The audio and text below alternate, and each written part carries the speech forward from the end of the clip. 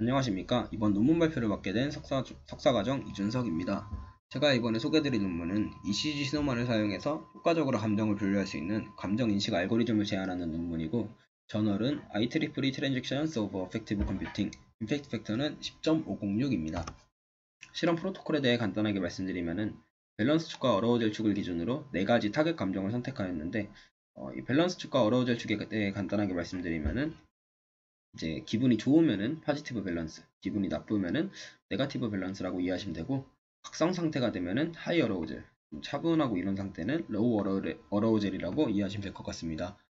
이렇게 선택된 4가지 타겟 감정을 유발하기 위해 자극으로는 음악을 선택하였고, 피험자는 총 61명, ECG 신호는 리드2 방식에 의해 3개의 전극에서 측정이 되고, 이때 샘플링 레이트는 2048Hz로 측정이 됩니다. 실험 프로토콜에 대해 자세하게 설명드리면은, 베이스라인 단계에서 5분 동안 웨일 뮤직을 청취하면서 감정을 뉴트럴 상태로 만들어 주고요. 일렉티브 뮤직 리스닝 단계에서 15분 동안 피험자가 스스로 선택한 음악을 청취하게 되는데, 이때 타겟으로 하는 감정은 단 한 가지로 고정이 됩니다. 음악 청취가 끝난 뒤에 셀프 어세스먼트 단계에서 9가지 감정에 대해 1에서 5점 척도로 설문조사하는 gems라인 설문조사를 진행하게 되고, 이후 어사인드 뮤직 리스닝 단계에서 15분 동안 전문가가 선택한 음악을 청취하게 되는데, 이때 타겟 이모션은 위에 일렉티브 뮤직 리스닝 단계에서 고정된 타겟 이모션과 동일한 타겟 이모션을 유발하는 음악을 청취하게 됩니다. 음악 청취가 끝난 뒤에 마찬가지로 gems라인 설문조사를 진행하고, 마지막에 리커버리 단계에서 5분 동안 옐로우 판타지라는 피아노 연주곡을 청취하면서 감정을 회복하고 감정을 다시 뉴트럴 상태로 만들어주게 됩니다.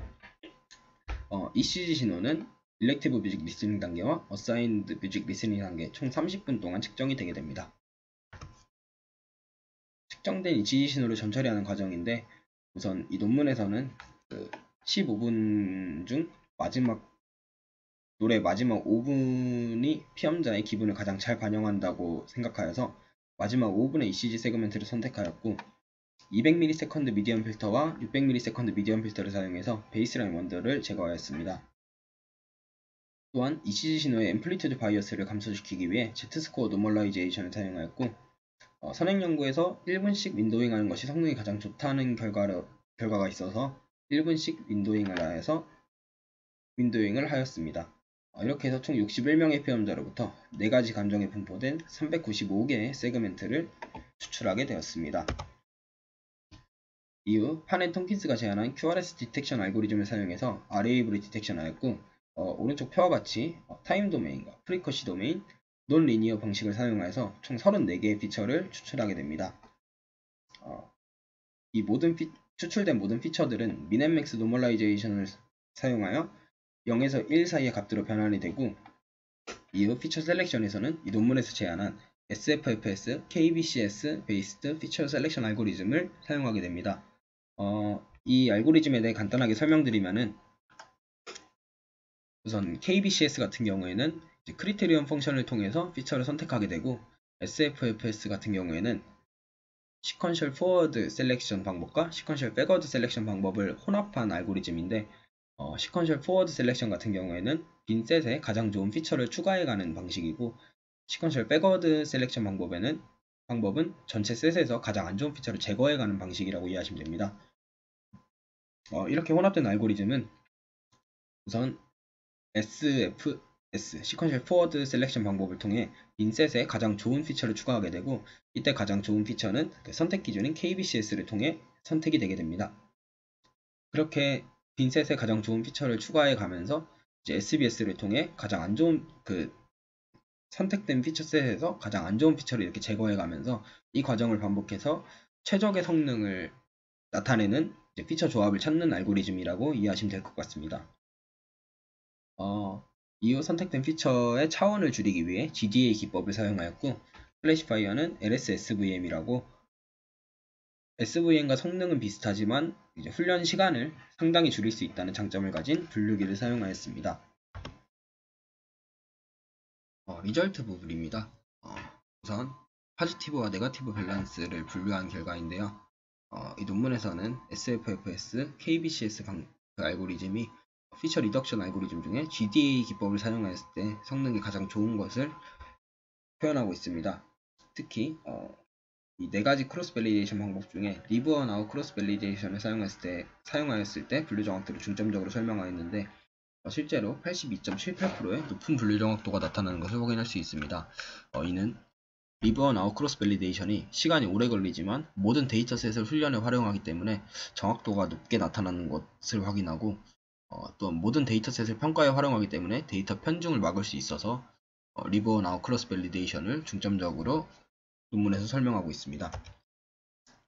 그 다음은 이제 하이 로우 어로우젤을 분류한 결과인데 리브원 서브젝트 아웃 크로스 밸리데이션 방식을 제외한 나머지 방식에서 70%가 넘는 높은 분류 정확도를 보이는 것을 확인할 수 있습니다.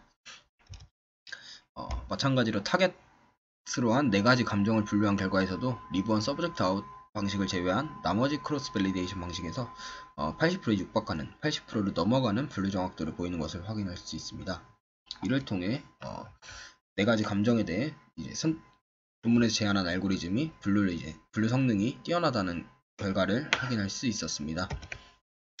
디스커션 부분에서는 이제 마운업 HCI 데이터베이스에 있는 데이터를 사용해서 분류를 진행하였는데 실제 논문에서 제안한 알고리즘을 ECG 신호에만 적용하였을 때 분류 정확도와 선행 연구에서 진행한 이제 아노바 플러스 SVM 알고리즘을 ECG, GSR, ST, RSP 신호에 적용하였을 때 분류 정확도를 보면은 큰 차이가 없음을 확인할 수 있고, 이를 통해 논문에서 제안한 알고리즘이 실제 가치가 있다는 것을 확인할 수 있었습니다. 크리티시즘 부분인데 이 논문에서는 피험자별로 5분의 데이터를 1분씩 세그멘트하여서 이 1분 세그멘트를 하나의 트라이얼로 분류를 진행하게 되었는데 이를 통해 트레이닝 과정에서 모든 피험자의 데이터가 사용되어서 오버피팅이 발생해서